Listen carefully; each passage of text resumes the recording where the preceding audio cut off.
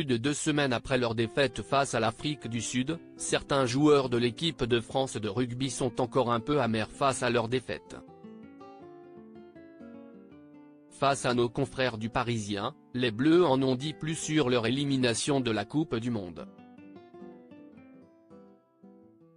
Éliminés en quart de finale de la Coupe du Monde de rugby 2023 face à l'Afrique du Sud, 28-29, les Bleus ont quitté le mondial et s'apprêtent à suivre la grande finale entre la Nouvelle-Zélande et l'Afrique du Sud ce soir à 21h. Le traumatisme est encore là, la déception est vive. Cette sortie de Coupe du Monde, qui était un objectif affiché pour ce 15 de France, a été brutale, elle laisse des traces fortes qu'il sera difficile de faire passer, expliquait le vice-président de la FFR en charge du haut niveau, Jean-Marc Lermet, dans l'émission de RTL On refait le sport en partenariat avec Le Parisien aujourd'hui en France. Il ajoutait, il y a une forme de période de deuil à respecter tellement cette défaite a laissé des traces chez les joueurs, le staff.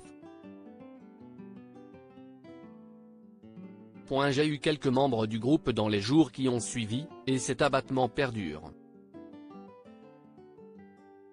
Je suis au bord d'un pont, j'hésite à sauter, ironise d'ailleurs un membre du staff de l'équipe de France.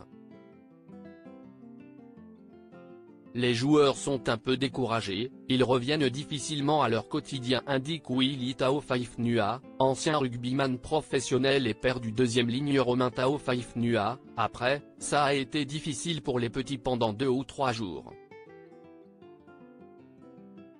Pour eux aussi, et pour les proches des joueurs, si est une Coupe du Monde qui s'arrête. Le manager de Bordeaux-Bègles, Yannick Bru, parlait au lendemain du quart de finale de certains joueurs girondins mâchés mentalement dans l'une de ses émissions pour l'équipe, ajoute Le Parisien.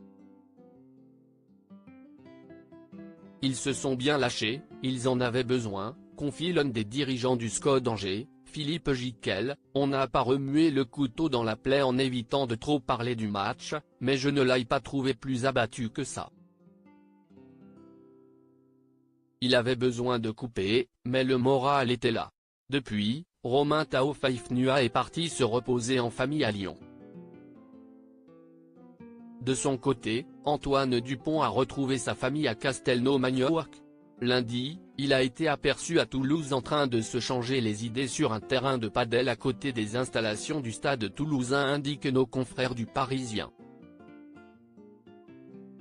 Cyril Bay est parti à Dubaï, Mathieu Jalibert et Melvin Jaminet sont au Maroc tandis que Thibaut Flamand est parti à Miami avec sa chérie.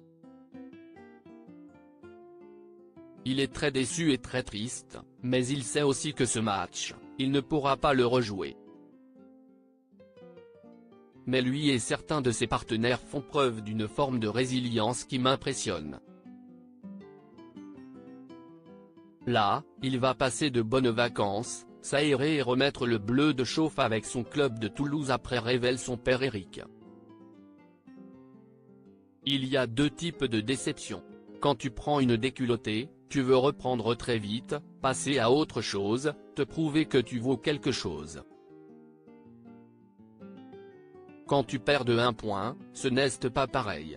Si est dur de ne pas ressasser, conclut Alain Penaud.